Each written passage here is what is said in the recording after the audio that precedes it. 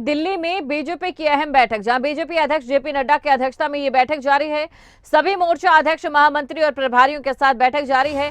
BJP विस्तार कार्यालय में ये बैठक चल रही है। तो बीजेपी विस्तार कार्यालय में ये बैठक चल रही है।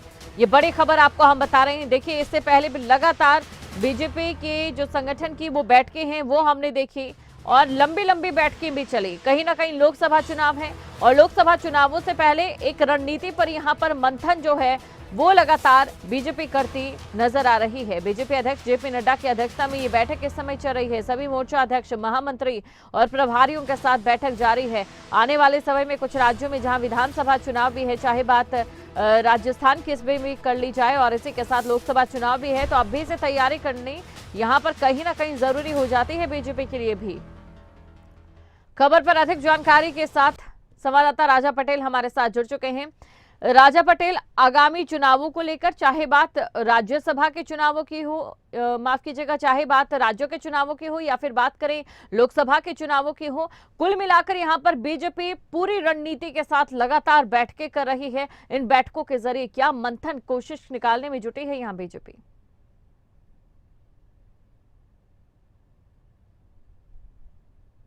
और बिल्कुल देखिए, कल भी अलग अलग राज्यों की बड़ी बैठक दिल्ली में देखने को मिली थी और आज भी जो विस्तार ऑफिस है वहाँ पर ये बैठक चल रही है। बैठक की अध्यक्षता राष्ट्रीय अध्यक्ष जेपी नड्डा कर रहे हैं। जिस तरीके से मिशन 2024 को लेकर लगातार बीजेपी काम कर रही है, उसको लेकर ये बैठक की जा रही है। अलग अलग राज्यों के जो प्रदेश अध्यक्ष हैं, संगठन महामंत्री हैं और प्रभारी हैं, वो बैठक में मौजूद है। जिस तरीके से बात करें, लगातार केंद्र सरकार के 9 साल के कार्यक्रम लगातार पूरे देश में चलाए जा रहे हैं। ऐसे में और किस तेज गति से इस कार्यक्रम को आगे बढ़ाया जाए। जो कार्यकर्ता हैं बीजेपी के, वो लोगों के बीच केंद्र सरकार के जो कार्यकाल में जो काम हुए हैं उनको किस तरीके से लोगों के बीच लेकर जाएं, एक जो बूथ को किस तरीके से मजबूत किया जाए। पन्ना जो प्रमुख है वो लोगों के बीच किस तरीके से जाएंगे, तो बूथ लेवल तक बीजेपी की जाने की पूरी कोशिश है और उसको लेकर काम भी कर रही है। जिस तरीके से कल हरियाणा की बात करें, हिमाचल की बात करें, तमाम जो बड़े नेता कल बैठक में मौजूद थे। आज भी कई मोर्चों के जो प्रदेश अध्यक्ष हैं वो दिल्ली में इस बैठक में मौजूद हैं।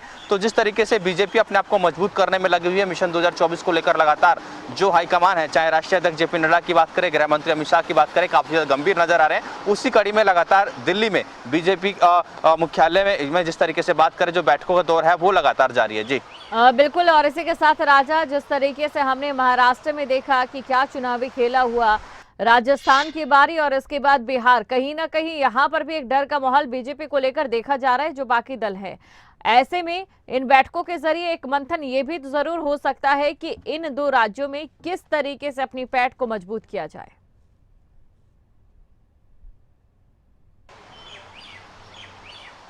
और बिल्कुल देखिए, आगामी जिस तरीके से लोकसभा चुनाव की बात करें या फिर विधानसभा चुनाव की बात करें, साल के अंत में जिस तरीके से राजस्थान की बात करें, राजस्थान में भी विधानसभा चुनाव है।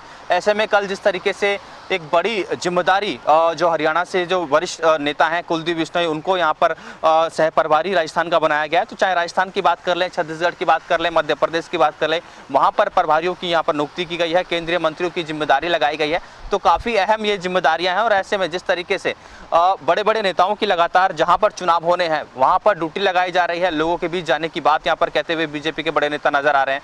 किस तरीके से बीजेपी ग्राउंड पर काम करेगी, उसको लेकर लगातार मीटिंगों में लेखा जोखा बनाया जा रहा है। मिशन 2024 को लेकर जिस तरीके से बीजेपी के जो बड़े नेता हैं, वरिष्ठ नेता हैं, काफी ज्यादा गंभीर है, उसी कड़ी में ये बैठकें लगातार दिल्ली में देखने को मिल रही है। जी बिल्कुल राजा, एक तरफ जहां पर विपक्षी एकता का मंच सजा है, तो वहीं जवाब में बीजेपी ने अपने तर्कस से यूसीसी का तीर निकाला है और एक ये बड़ा मुद्दा रह सकता है जिसको लेकर बीजेपी मैदान में उतर रही है।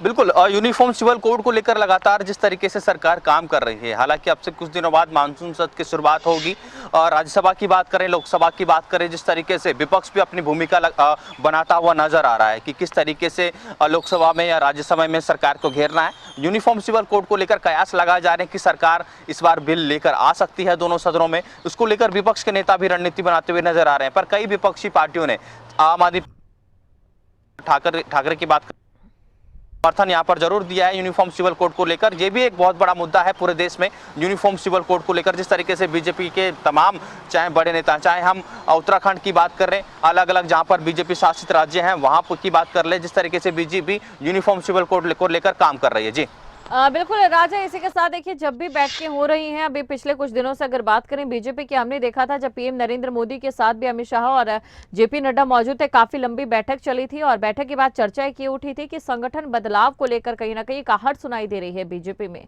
तो क्या इन बैठकों में वो भी टटोला जा रहा है?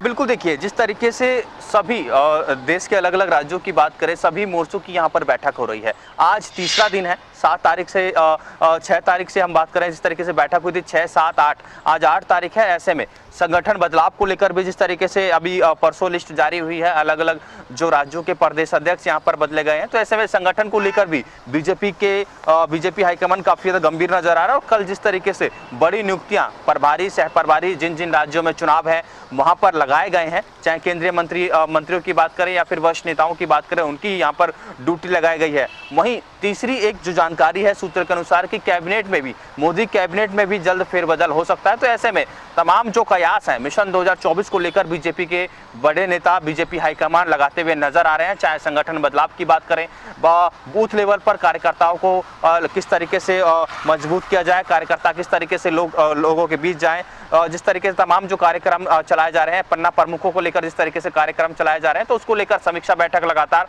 दिल्ली में जारी है। जी बिल्कुल, और ज्यादातर अभी राजा पटेल जिस तरीके से विधानसभा चुनावों की बात करें, विधानसभा चुनावों में यहाँ ज्यादा फोकस रहने वाला है बीजेपी का जाहिर तौर पर इन बैठकों में, क्योंकि उसके बाद लोकसभा चुनाव है। तो पहली शर्त विधानसभा चुनाव, विधानसभा चुनावों को लेकर बीजेपी किस रणनीति के आधार पर मैदान में उतर सकती है?